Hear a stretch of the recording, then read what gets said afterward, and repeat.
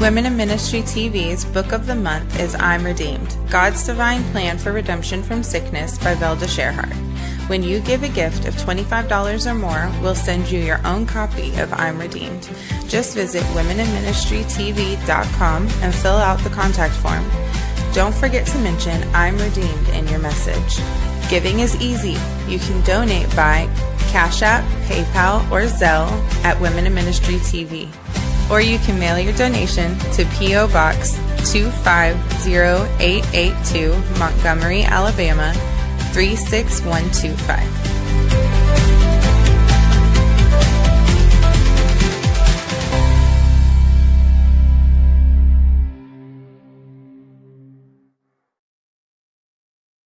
Of Old Testament and New Testament. And we will need this for life. And this is a particularly hard lesson for us tonight. So just brace yourselves for Genesis chapter number 34. It's nothing nice. And there are some hard lessons to learn in Genesis chapter 34. And it is very, very tragic. But ergo, life itself. Life can be tragic. Life can be terrifying. Some of the things that people do can terrify us. And it can be to the point that we are numb to the information that. Think about phones. Sorry about that delay. I said something about hand gesture. Was I hand gesturing? Well, this technology is something else. It's weird. Oh, AI picking us up. AI is picking us up. Well, that's part of life. Well, AI, you pick up the word. Yeah, get the word. Get the word. Yeah. So Genesis is sometimes complicated. Especially this story and this family.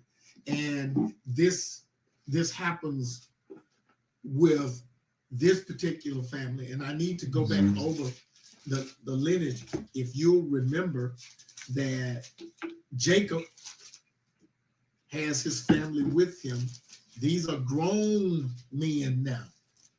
And remember that Jacob has 12 boys, one daughter. 12 boys, one daughter. 12 tribes of Israel comes from Jacob. Let me rehearse, go over those young men and their moms. Remember that Jacob is tricked into marrying Leah. Jacob loves Rachel. Thanks, Stephanie. Wants Laban to give him Rachel, but Uncle Laban, gives him Leah. From Leah, when they start having children, from Leah. And the oldest is Reuben. Next, Simeon. Then Levi. And then Judah. Remember Judah? We'll have to remember Judah because Jesus is from the tribe of Judah. Yeah. From Leah, not from Rachel, from Leah. Now, some good things come from Rachel, but the tribe of Judah that Jesus is from, that comes from his first wife, Leah. Then Leah gave Jacob her handmaid, Zilpah. And Zilpah gave Jacob two more children, Dan and Asher. And then remember, Rachel got into the act and gave Jacob her handmaid. Her name was Bilhah. And Bilhah had Jacob's babies, Dan and Naphtali. Dan and Naphtali. Then Leah decides to have even more children. Issachar, Zebulun, and that one daughter, Dinah. Then Rachel finally has two sons. Y'all know their names? Joseph and Benjamin. And all of those are tribes. Now, when we go over to chapter number 34, he has all these children. He has 12 boys and this one daughter. So now we'll begin reading in chapter number 34. Remember that Jacob has returned to the land of Canaan, has settled near Shechem. That's the place and that's the person's name as well. And he has reconciled with his brother Esau. He has reconciled. They now are in fellowship with one another. They live a little distance apart, but they are at least brothers again. So he has reconciled with Esau. Now we look at this story, and it almost seems as if there's a cutaway. Just like when you're watching the soap opera, there's a cutaway, and this story over here gets some attention. What the main story is carrying on, but then there's an off story that gets some attention. Just like the TV series Yellowstone. And remember, they went back and did 1823 and then 1923. They did those two stories, but the main story, Yellowstone, is still going, but they just tell you how they got there. Okay, so now it seems as if this chapter 34 is just placed in there to let you know, oh, by the way, this happens. Which also contributes to what those nations are going through right now. One could very well say that. Okay. Chapter 34, Genesis. Chapter 34 of Genesis. And Dinah, the daughter of Leah, which she bare unto Jacob, went out to see the daughters of the land. And when Shechem, the son of Hamor, the Hivite, prince of the country, saw her, he took her and lay with her and defiled her. In other words, he raped her. And that's his soul clave unto Dinah, the daughter of Jacob, and he loved the damsel and spake kindly unto the damsel.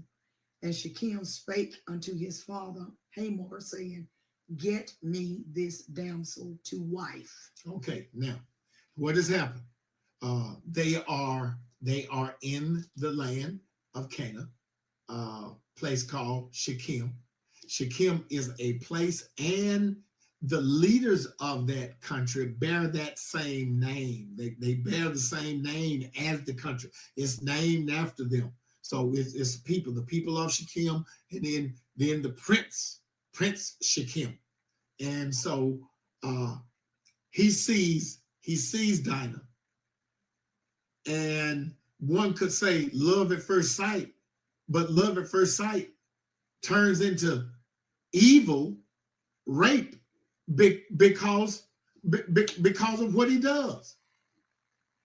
Love does not turn evil, not godly love. So he sees her and violates her. That still happens today. My God, there are people who actually see other people and violate them just because there's an opportunity to do so. This young man is, you want to read what it says? Yeah, it says, Shechem, one of the previous owners of the property on which Dinah now lived, saw her, forcefully took her, and then raped, defiled her. The fact that he loved her, spake kindly to her, and even ordered his father to get her for him to take his wife, suggests that Shechem was following Hivite customs in his treatment of Dinah. Though what he did ought not to be done in Israelite society. So he was following a custom. That's what they just do. Like back in slavery. Well, black people, how they took women. Oh, that's a custom. That was just a thing they did. Okay, but yet he still wants to take her because he falls in love with her and then wants to take her as a wife. But initially, it wasn't that. It was that Hivite custom to treat Dinah that way. That's how they treated women.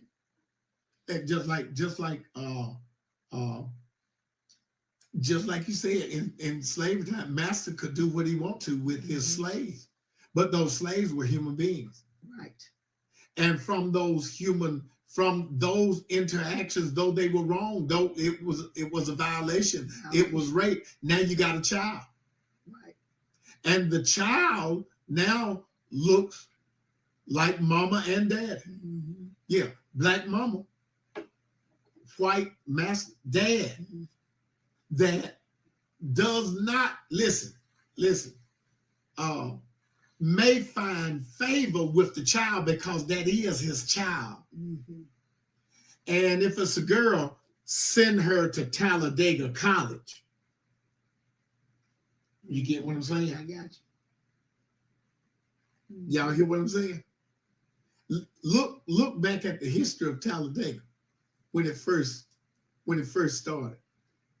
And as one person said, when they had a Founders Day, and all of the former students, first students, would come back for homecoming or Founders Day, they said, "Well, why are all these little old white women interested in Talladega College?" Well, they might not be little old white women. They may be little old black women, mulattoes. And so that's just like Shakim wanted to be now, want to be hospitable to Dinah after the violation. The former masters want to be kind, educate, do a favor. I'm gonna give y'all this. I got it in my will that children are gonna be educated, but they do have to go to a historically black institution. All right, now go. All right, and Jacob heard that he had defiled Dinah, his daughter. Now his sons were with his cattle in the field, and Jacob held his peace until they would come. And Hamor, the father of Shechem, went out unto Jacob to commune with him. And the sons of Jacob came out of the field when they heard it. And the men were grieved, and they were very wroth. I mean, they were angry because he had wrought folly in Israel in lying with Jacob's daughter, which thing ought not to be done. And Hamor communed with them, saying, the soul of my son Shechem longeth for your daughter. I pray you give her him to wife. And make ye marriages with us, and give your daughters unto us, and take our daughters unto you. And ye shall dwell with us, and the land shall be before you. Dwell and trade ye therein, and get your possessions therein.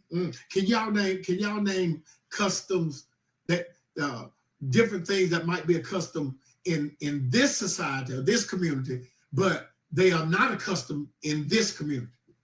So different cultures have different customs. These were far apart.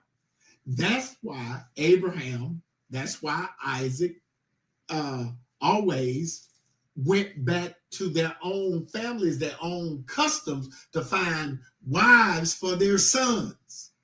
That's why they did it. Because some of the customs with some of the inhabitants of the land was out of whack.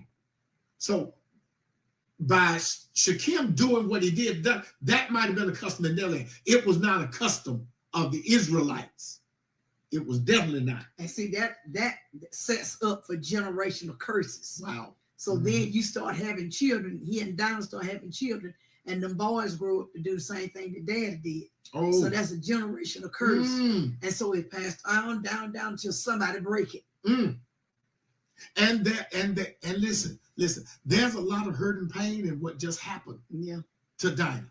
I mean, she is hurt, but she was even considered a second-class citizen. Correct. Even in her own community. Compared to what we go through today and what we know today. Compared to how we look upon our wives, our daughters, our sisters on today. But it does not kindle the anger of her two full brothers. They are full brothers, not half brothers. These are full brothers. And now she has six. She has six brothers. Yeah. She's got Reuben, Simeon, Levi, Judah. That's 4. And then Issachar and Zebulun. She has 6 brothers, 4 brothers. They are from the same, Jacob and Leah. That same mom and dad. And so these brothers were hot. They were mad. They were very angry when they found out what had happened to their sister. Okay. And Shechem said unto her father and unto her brother, let me find grace in your eyes, and what ye shall say unto me I will give. Ask me never so much dowry and gift, and I will give according as ye shall say unto me, but give me the damsel to wife. Now the brother's requirement. And the sons of Jacob answered Shechem and Hamor his father deceitfully and said, because he had defiled Dinah their sister, and they said unto them, we cannot do this thing to give our sister to one that is uncircumcised, for that were a reproach unto us. But in this will we consent unto you, if ye will be as we be, that every male of you be circumcised. See, that's that other tradition. That's another custom. That's a custom. Yeah, they have 2 different customs. You be circumcised. Then will we give our daughters unto you, and we will take your daughters to us, and we will dwell with you, and we will become one people. All right. So now here's some things that are happening that we have to look at, because this happens today. There's a lot of hush when a young lady is violated in folks' families. It happens, and sometimes the family says we don't want anybody to know. So police are never informed, but the hurt is still there, and it's real, and it goes on into adulthood. How the adults at the time, how the family members at the time handle a situation like that. It is devastating. Now, a lot we know better now. We know better now. Somebody might say, what was she doing walking in the land? Did she have a right to walk in the land? Did she have a right to walk? What does that say about boundaries? What that say about this community? And then you go over across the street and you're in another community.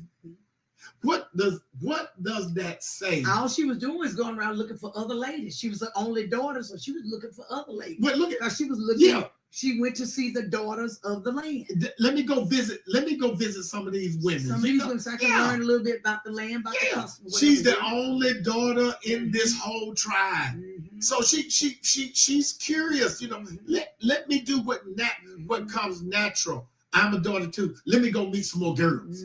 Yeah. And all of a sudden, she is just raped. She's taken. She is violated. You know that move say taken? That move taken. And you know, this brings up another thing. Because I had to talk with a whole lot of folk in my field of study. Whenever a young lady was raped, one of the things that would come out of people's mouths, and especially women, how was she dressed? How was she dressed? That ain't got nothing to do. You still don't have no right. That's what I have had. That's what I have had to emphasize to some brothers when, whether it's watching a movie, watching something dramatic on television, or whether it's happening in real life, you know, having to emphasize to them, it doesn't matter. She could have on a bikini walking down the street. That doesn't give you the right to touch her. Y'all see what I'm saying? Amen. This goes on today. She was walking in that community and she was violated. There are many who walk around in the community, and the first thing comes out. And you know how they dressed back then. They had long dresses on, long veils, you know, because you're in that kind of country. They got to have a headdress like you see people over in those foreign how the women dress.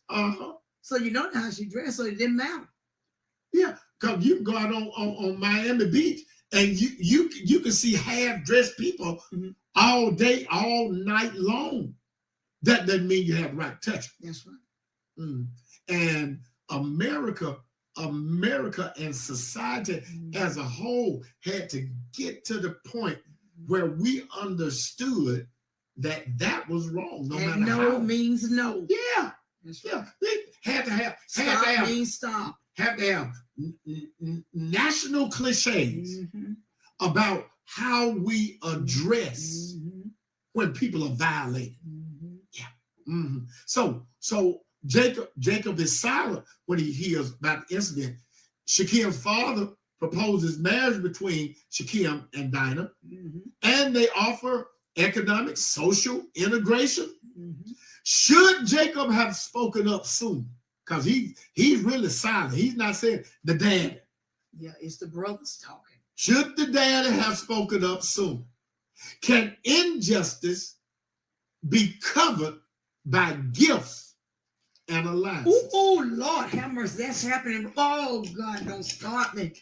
Oh, Lord. I knew it was going to start you. Y'all know what's going on in our country. I knew it was going to start you. Accepting a plane from Qatar. Bribery, quid pro quo, going on right in front of our faces. They are enriching themselves. If they want to give us a gift. Oh, y'all know that man, his family made about $2.6 billion in 6 months since he been in office. Wake up, America. Y'all pass this word on. And we hear crickets from the public. These same people that were sitting around here that always going to be good trouble. He ain't studying them. I'm sorry, I know what I mean. Morally, what's at stake here? He ain't studying. The leader of the free world is accepting gifts. What was that? What is he giving to? And they would arrest a teacher because it started before I left. Sure did. Too. Watch this. They would arrest a teacher, a fire teacher, if they accepted some expensive gifts from parents. Now, usually when they give you a Christmas gift, got to be a certain limit, whatever. But they had started getting to the point you can't accept all these gifts and stuff. I mean, as much as teachers do, I said, well, if he gonna be accepting gift, you might well start changing rules all the way around. See, this is not right. This is a slippery slope. It's a slippery slope. Yeah. It's okay for you to do so, and you the man, you write out executive orders and saying all these stuff, but then when it come down to the lower level, oh, everybody else still got to follow the law. Everybody else still got to do that, but you can do what you want to do. Receiving hotels, buildings, and graft all of this.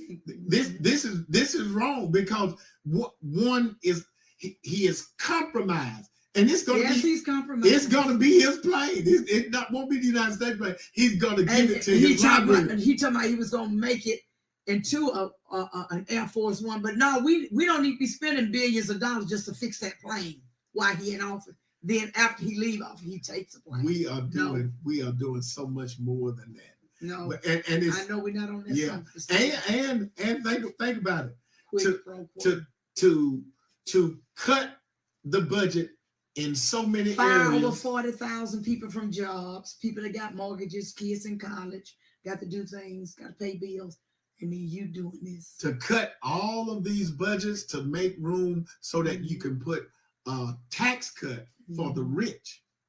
For the rich and people who do not need a tax cut. He's using the presidency to get rich. Y'all, I'm sorry. Woo. So for all you people that voted. Can injustice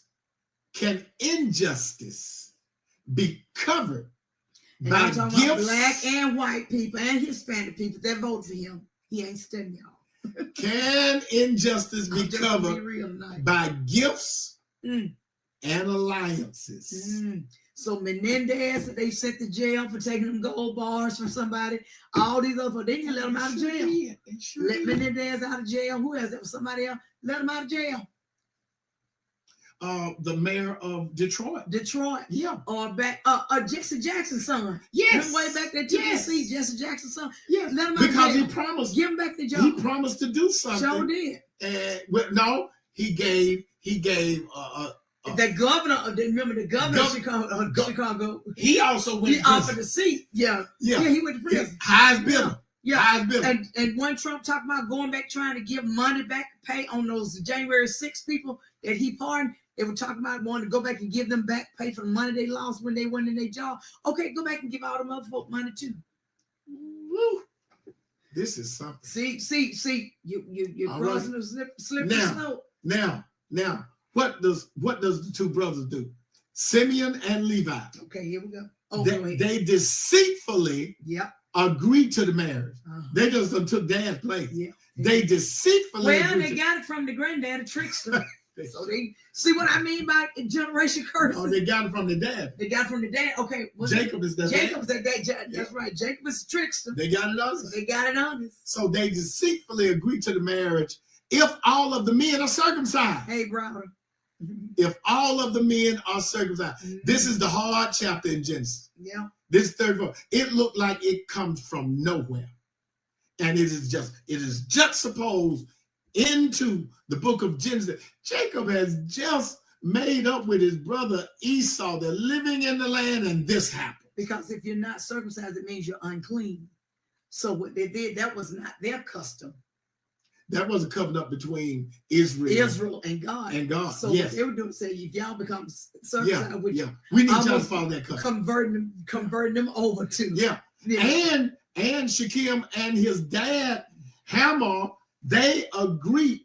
They convinced all the men of the city to comply. So they got a whole tribe. They got a whole community of men that have now said, "We'll do it.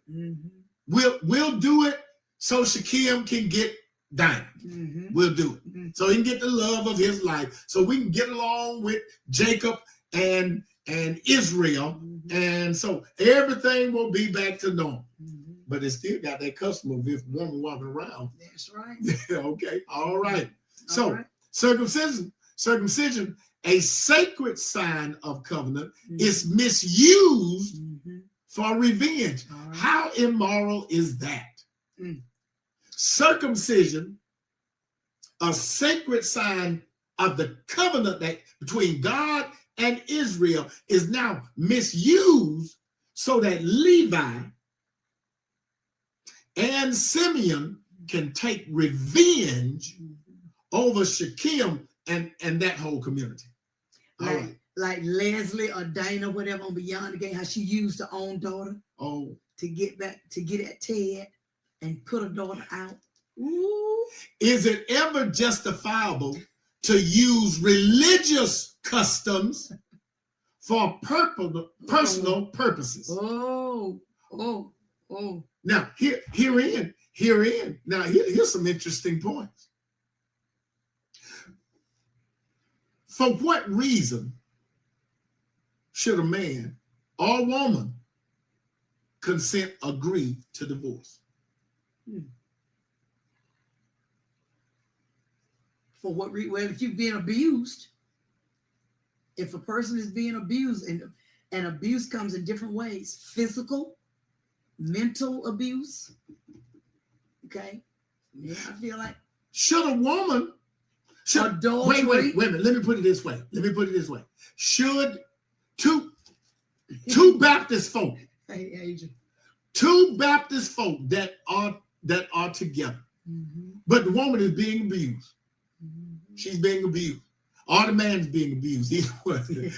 So, and the preacher says, y'all need to stay together. And tells the wife, you need to submit yourself to your husband. Is that the question I asked? That's the question asked. Is it ever justifiable to use religious customs for personal purposes? You supposed to stay with me. Why you trying and to go, submit yourself. Why you trying to go upside my head? Submit. Be submissive. Be a submissive wife. I can submit to a man who follows God. And if you're following God, God is love. God is patient. Love is patient. Love is kind. You know what? Love is gentle. You know what? I don't want a love. I don't want a submissive yes woman. The Bible says we are to submit ourselves to one another. See, people leave out a whole lot of stuff when they're trying to get their way. The question is it ever justifiable to use a religious custom for personal purposes? You need to stay with me. Hey, bro. So, hey, listen. What we have to do is really remove some of the things, some of these customs that we have been using for our own, or a person's own, the church own purpose to raise them up, but it's abusive to other folks. What about when people used to get put out the church? What about when young ladies had to come and make an acknowledgement if they found themselves with child and not a husband in order to stay in church? I remember an old lady told me, Reverend Stiggers, she said, we used to walk up and down that road. We were just talking, walk up and down that dirt road, and some of them girls, and they had the little boyfriends. I said, well, did you have boyfriends? She said, oh, no, Reverend Stiggers. No, Reverend Stiggers. I didn't want to get turned out. I said, turned out? She said, no, if you came up pregnant and y'all wasn't married, she said the church would turn you out.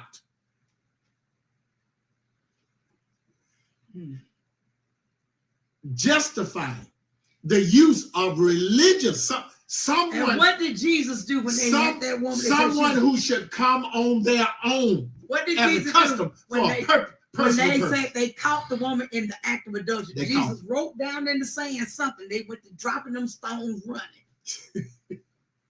See, I bet you that happened if the preacher did that long time ago. When they started writing something down, I bet he rolled on the ground first, then they pressed him on him. Then he got up. He said, if ye without sin cast the first stone. That's all he said. That's all he said. That's what preachers need to say. All y'all out there just judging. If you without sin, you cast. Can I tell y'all how Reverend Stiggers handled it? Can I tell y'all how Reverend Stiggers handled that? Because when I came to Mount Pisgah, they were coming up themselves because the family had grabbed hold of that and said, you got to make an acknowledgement. Because I sure wasn't going to put nobody out of church. I don't have a church to put you in or out of. I'm just an overseer. So I did this. I assured that young lady that she did not have to stand behind that baby to be accepted. I say that today. We are not going down that road.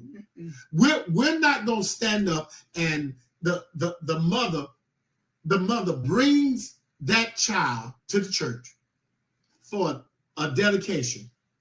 And men are looking and saying, well, she ain't married. She need. Some would say, I want my baby Christian. I said, we don't do that. Yeah. We dedicate babies. We dedicate babies. But then some of them would see that as an act of, I need to be accepted. If they accept my baby, maybe they will accept me. And I make sure that daughter knows we accept you, regardless of whether or not you have a baby. But we do accept you. We accept this baby. We dedicate this baby. But we accept you, regardless of whether or not you have a baby.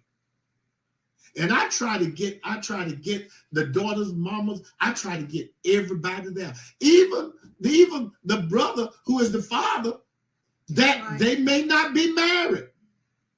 It's not about them, not at that time. I know somebody saying right now, Reverend, I'm gonna play this at Baptist Convention because you're wrong for that, Reverend. They need to make an acknowledgement. Yeah. Well, other folk need to make an acknowledgement too. Amen. Folks who steal money from the church need to make an acknowledgement. People who speak nice on Sunday and then bless folk out on Monday, they need to make an acknowledgement. All the liars need to make an acknowledgement. People who got child over here and child over there, and then got two different mamas, all this. Everybody need to make an acknowledgement. Because all have sinned and fallen short. That's what I'm saying. Let's all make an acknowledgement. If we're going to start acknowledging, let's all start acknowledging. We all have sinned, come short of God's glory. Were it not for the grace of God, we will all be out. Nobody would be in. That's what I like about. That's what I like about God. If you go damn the folk who don't ever say nothing, won't speak up, then you got to do the same with the folk who talk too much. There's a whole lot of acknowledgement that needs to take place. And it needs to start in the pulpit. It needs to go to the choir, go to the usher, Amen. Go to the missionary president, the deacon board. It needs to go all over the church. Yes. I will not allow anybody to look down upon any member, let alone a young mother that's trying to do the best that she can. It won't happen on my watch. We're not going to do that. Or a young father. Yeah, or young fathers who trying to raise their They need prayer and they need some help. That's right. They need prayer and they need some help. And not just prayers, but some tangible help. You want to do something, acknowledge it, take $100 out your pocket and say, help, I know you need some help. That's right. It's hard raising a baby. Hard raising baby. Yeah, it's hard feeding the baby. That's where we need to go with it. Where is the church? Where is the community that loves, embraces, accepts? Yeah, that's the church that we need to be in times like those. We don't need to be putting nobody out of church. And then we don't need to sit up and act like we're some goody two shoes and trying to point out. And point out everybody else's fault. They ain't no good. Oh yeah, we have to. Jesus said, like Donald Trump doing about people. Let me tell you what Jesus said. We're going to greet the white South Africans, let them in, but all the rest of y'all from Congo and all that place. That's so sad. That is so sad. Listen. Here's what we need to do. Love everybody. Love everybody. That's what y'all write that down. Love everybody. Judge. Amen, Valerie T. Wood, do something. Shut up. Judge no one. Yeah. That's what Jesus said. Jesus said, you don't have the capacity to judge, but you have the capacity to love. You can love. You're terrible at judging. You are awful. We're some awful judges. We are awful. We are poor. We get an F plus, not F minus in judging because we don't know. We don't know. We don't have the wherewithal to judge anybody. So we can't judge. But we can love now. We got Catherine. We have the ability, the God-given ability to love everybody. That is so wonderful to me. I ain't got time to judge. I'm too busy loving. That's right. Amen. Keep going. Now, tell us what happened, Sister. Chapter 34, verse 17. But if ye will not hearken unto us to be circumcised, then will we take our daughter and we will be gone. And their words pleased Hamor and Shechem, Hamor's son. And what did they do? And the young man deferred not to do the thing because he had delight in Jacob's daughter, and he was more honorable than all the house of his father. Okay. And Hamor and Shechem and his son came into the gate of their city and commune with the men of their city. Talk with the men of that city. These men are peaceable with us. Therefore, let them dwell in the land and trade therein. For the land, behold, it is large enough for them. Let us take their daughters to us for wives, and let us give them our daughters. Yeah, to write the king on. Can we all just get along? Only herein will the men consent unto us for to dwell with us, to be one people, if every male among us be circumcised as they are circumcised. Okay, then what happened? Shall not their cattle and their substance and every beast of theirs be ours? We're going to be kinfolk. Only let us consent unto them, and they will dwell with us. Okay. And unto Hamor and unto Shechem his son hearken all that went out of the gate of his city, and every male was circumcised, all that went out of the gate of his city. All right. Now, verse 25, And it came to pass on the third day, when they were sore, that two of the sons of Jacob, Simeon and Levi, Dinah's brethren, the preacher, took each man his sword and came upon the city and slew all of the males. And they slew Hamor and Shechem his son with the edge of the sword, and took Dinah out of Shechem's house Genesis. and Genocide. went out.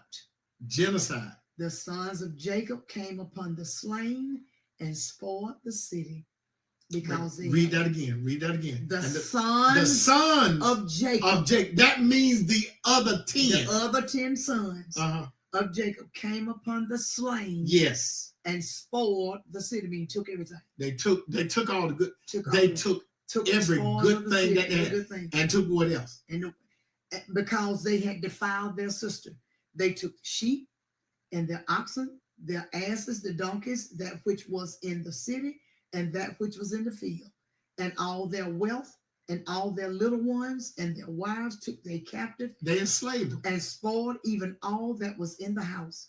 And Jacob said to Simeon and Levi, ye have troubled me to make me to stink among the inhabitants of the land. Now you speak up.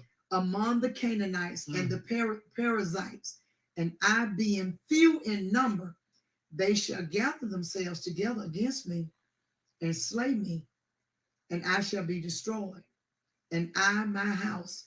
And they said, should he deal with our sister as with an harlot?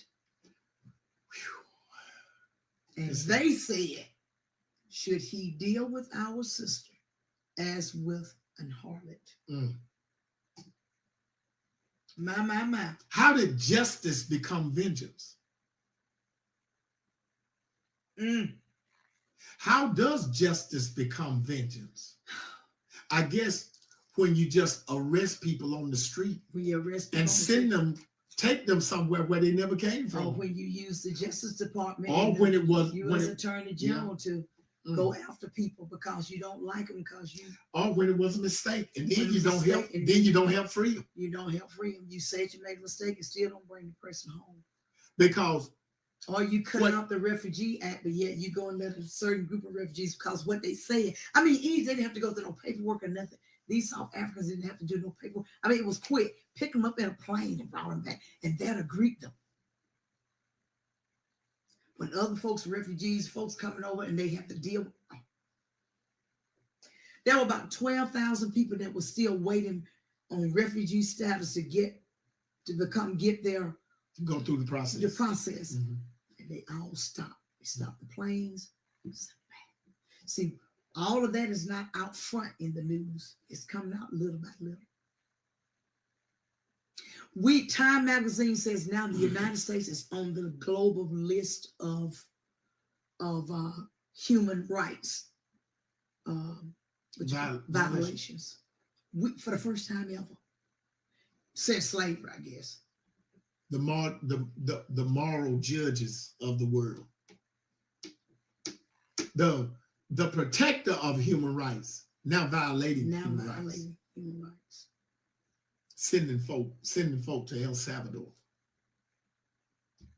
and we paying for it too. Oh yeah, we paying because we paying El Salvador about $6 million. I don't know if it's a day, a week, or whatever. When and how does justice become vengeance?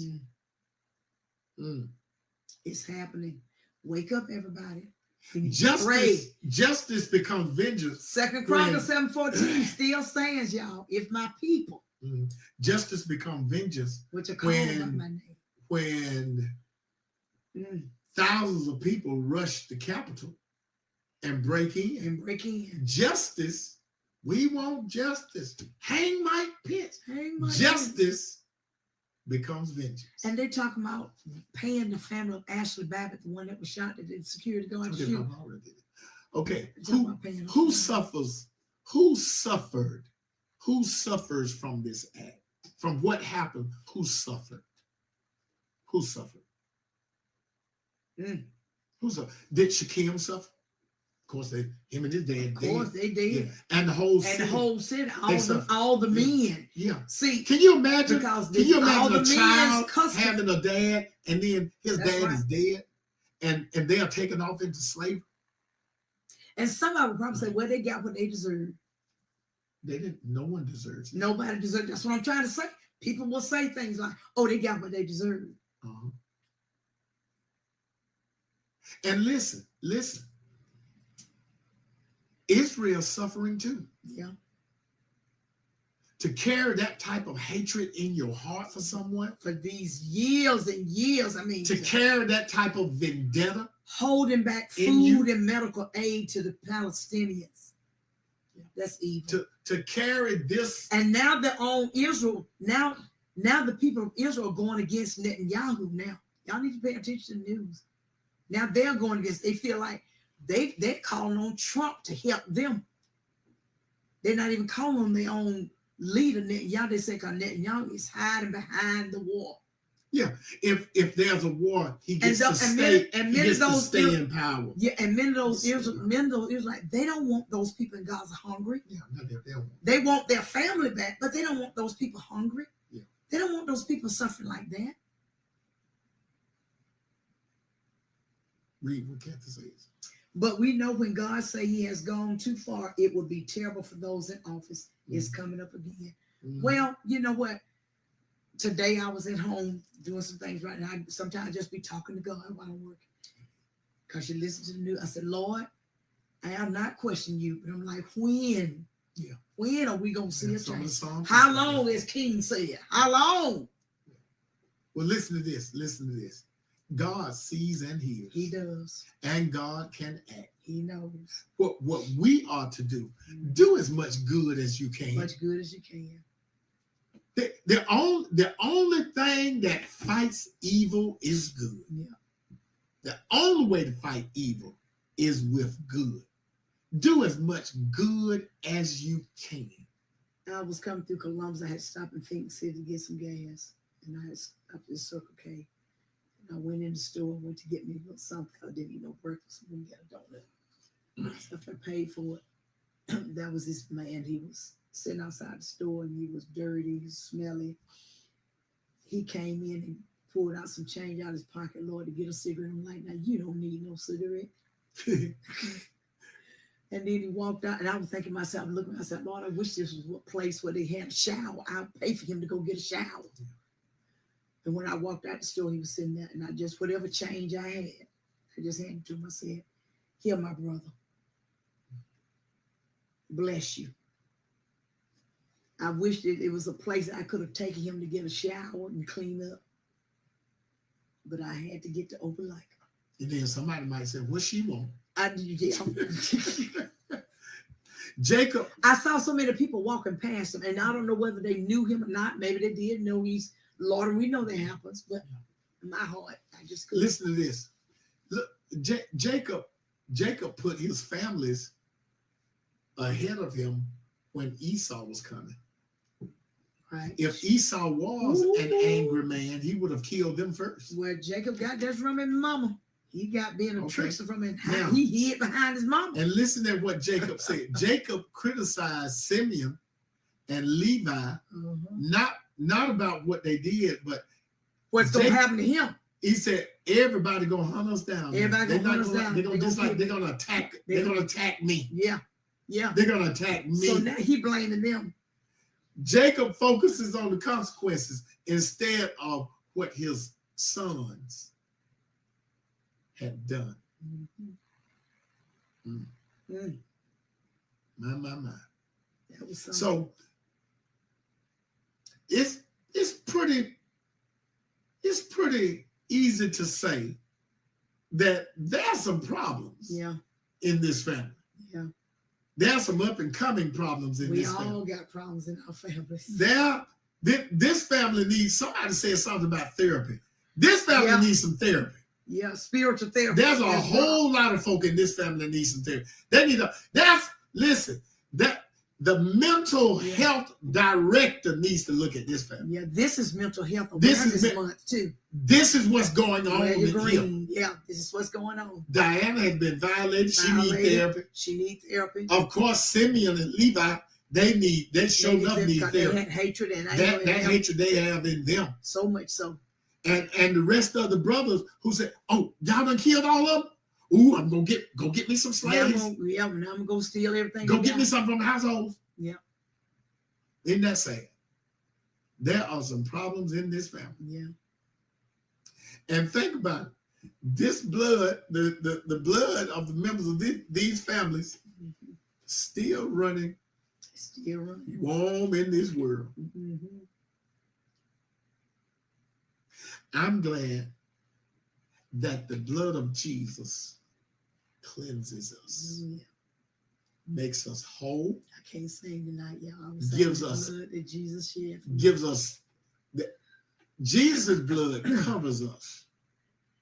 That's our therapy. And it will never lose its power. That's our hope. Mm-hmm. That is our faith. That is our belief. Mm-hmm. That God's blood helps us to do away with some of these generational, it covers the generational curses that are in bloodlines today.